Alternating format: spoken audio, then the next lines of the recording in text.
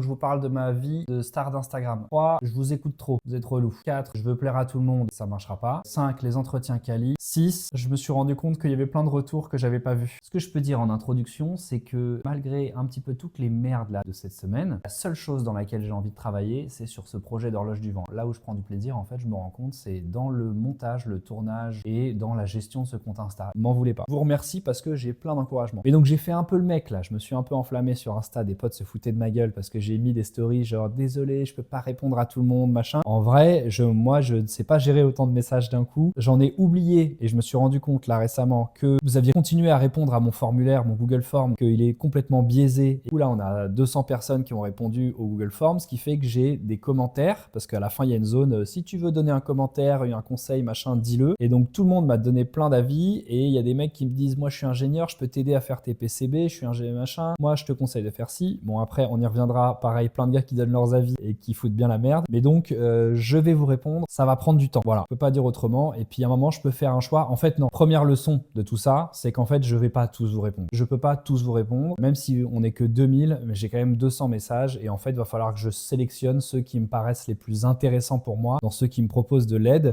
Pas que vous avez l'air moins sérieux, plus sérieux ou quoi, mais en ce moment j'ai des besoins spécifiques qui sont plutôt ingénieurs, design, etc., etc. Et donc je vais plutôt me tourner vers ces personnes-là. Désolé, mais en fait ça c'est la première leçon et vous allez voir, on va y venir ensuite, c'est je ne peux pas faire plaisir à tout le monde. Il va falloir que j'apprenne, si je veux continuer à faire grossir cette communauté, à ne pas répondre à certaines personnes. Ça me semble être ce que font les autres depuis des années. Donc voilà. Et donc ça me permet cette transition de je veux plaire à tout le monde. Ça c'est sûr que c'est un défaut que j'ai, que je le sais depuis longtemps. C'est bien cet exercice que je fais avec cette page Insta, c'est que ce défaut, du coup, je vais pouvoir le traiter. Pourquoi? Parce que je vais pas avoir le choix, à un moment, si je veux aller au bout de ce projet, que de sortir ce projet. Et forcément, il pourra pas plaire à tout le monde, puisque j'ai beaucoup de retours de gens, je vous les mets là, qui sont très différents. Il y en a qui veulent du rond, il y en a qui veulent du carré, il y en a qui veulent beaucoup d'infos, il y en a qui en veulent pas, il y en a qui veulent du made in France, il y en a qui veulent pas. Enfin bref, vous avez compris. Il y en a de partout. Et donc, il faut que j'apprenne à me dire à un moment, tu sors un truc, ça plaira pas à tout le monde et tant pis. Et alors, le fait de plaire à tout le monde, c'est pas du tout pour des raisons financières de je veux en vendre le plus possible. Alors bien sûr que oui, j'espère être rentable, mais c'est plutôt sur le côté, ça m'emmerde, il y a des gens qui viennent, qui s'abonnent, qui prennent le temps de mettre un commentaire, de soutenir le projet, donc forcément tu as envie que ils aient pas fait ça pour rien et qu'ils se disent il est mignon lui, mais en fait il nous demande notre avis et après il l'écoute pas. Si, je l'écoute, je l'ai entendu, ça a bien foutu le bordel, ce qui fait que là ça fait 3 semaines qu'on tourne en rond sur quel design, et en fait maintenant ce qu'on peut se dire c'est qu'on s'en branle du design, il faut avancer sur déjà le technique et on pourra aller plus loin. Transition sur le technique. Comme je vous le disais, j'ai pris contact avec un bureau d'études. Ce bureau d'études, c'était un bureau d'études design qui s'appelle Axon Design. J'en profite si jamais je leur fais une petite pub. Nicolas de Axon Design a passé franchement 2 réunions avec moi et plusieurs échanges par mail à prendre le temps de m'accompagner dans mon projet. Alors il me l'a un peu dit du bout des lèvres, mais il le prenait pas trop au sérieux. Au début forcément j'arrive, je dis je veux faire une horloge du vent, il voit le truc, il dit ok super mais un peu impersonnel machin. Là je reviens avec de la donnée grâce à vous, des avis de plein de gens, des questionnaires et un nouveau prototype qui est celui rectangulaire que je vous ai montré, qui est pas mal du tout. Et lui, ce qu'il me dit, je préfère ta dernière version rectangulaire avec la ligne de côte, c'est beaucoup plus personnel, ça raconte beaucoup plus quelque chose, la personne peut se l'approprier, ça peut lui rappeler là où elle a grandi, ça peut ne pas être juste un objet pour le vent. Après, faut voir comment tu peux assembler tes briques techniques pour qu'ils soient reproductibles plutôt en masse, pour que en fait le coût de production ne soit pas une fortune et que ensuite que tu puisses changer le design. Donc en fait, il va falloir aussi standardiser par exemple les lignes de côte. Je vais devoir découper la côte en quelques segments pour que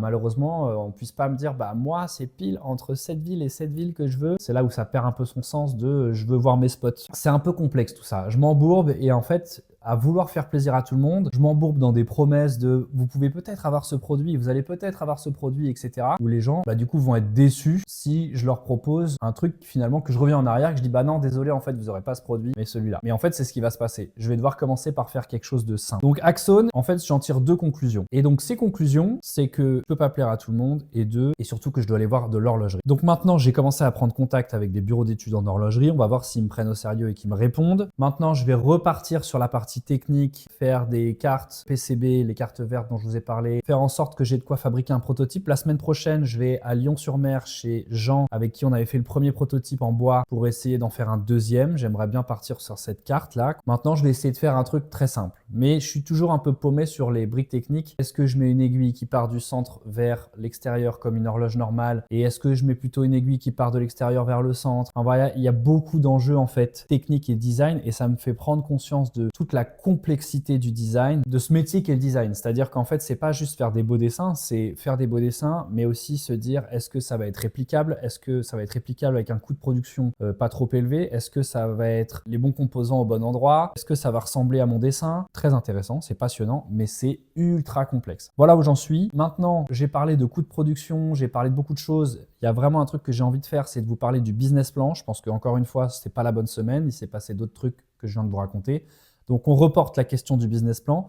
Je vais faire des shorts dans lesquels je vais vous parler des retours, encore une fois, des retours complets du formulaire, des retours des commentaires dans le formulaire, des retours sur Instagram en DM, il y en a des tonnes. Et donc tout ça, ça va me faire du contenu, c'est bien. Ce qu'on retient en conclusion de cette vidéo, c'est que le bureau d'études, clairement, il va me demander entre 15 000 et 20 000 euros. Les développeurs, ils m'ont annoncé 9 000 euros par mois pour une solution qui va prendre plusieurs mois. Donc en fait, coût d'investissement de départ beaucoup plus élevé que ce que je pensais, sans déconner, vous allez me dire. J'ai vu, certains m'ont dit, une campagne Ulule. Et puis, on va parler aussi de création de contenu. Qu'est-ce que vous en pensez? En fait, je me rends compte que ce projet, surtout là où je prends du plaisir, c'est dans la création de contenu. J'aime les interactions avec les gens, j'aime divertir. C'est plus au-delà du projet. Ça me fait vraiment kiffer de me dire que j'arrive à divertir avec mon contenu. Donc, si ça plaît, n'hésitez pas à me le dire. Est-ce que vous pensez que je dois un peu plus m'investir dedans? En fait, c'est ça que j'ai besoin de savoir parce que j'ai plein d'idées pour cette chaîne YouTube, plein de projets filmés avec des gens dans le milieu de la mer, dans le milieu de l'entrepreneuriat. J'ai envie de partir un peu dans tous les sens, mais de faire plein de contenus intéressants, de faire du storytelling aussi, de vous raconter des histoires. Est-ce que ça vous intéresse? Là, j'avoue que j'en profite. Ce serait l'occasion pour moi de vivre de quelque chose qui me passionne. Si j'arrive à développer ça, ce serait un vrai kiff, un privilège même. Donc bah voilà, n'hésitez pas à me faire un retour là-dessus. Ça me ferait vraiment plaisir. C'est tout pour moi aujourd'hui. Ça fait 20 minutes que je parle. Je pense que là, on est bon. Je vous embrasse.